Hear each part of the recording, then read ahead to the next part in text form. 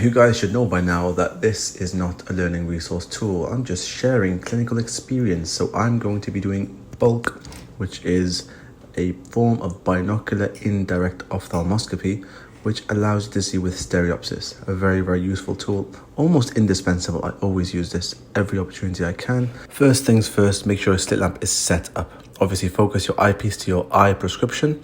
And then we need to adjust the beam so we know we've got a parallelepiped. This is what I'm doing here. Adjust the height and the width and you'll form yourself a nice parallelepiped. This needs to be done before you check your patient or instruct them to pop their chin on the chin rest and their forehead up against the bar.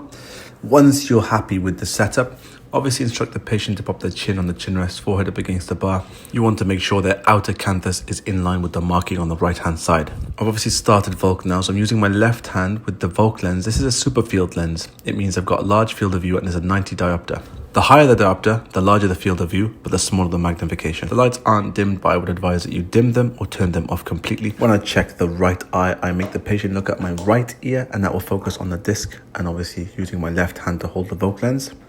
Aim to look in 9 directions, up, left, etc, etc, etc. Obviously when you're looking in the down gaze, you can lift up the eyelid. When I'm checking the left eye, usually I ask the patient to look at my left ear, but it may disappear. When it disappears, just look straight ahead if that's easier for you.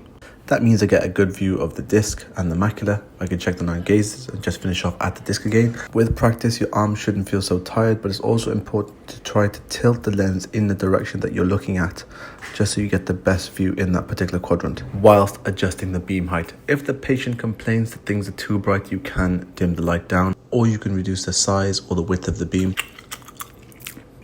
I'm just on my lunch, but if I could just ask you to politely click follow if you had a good time.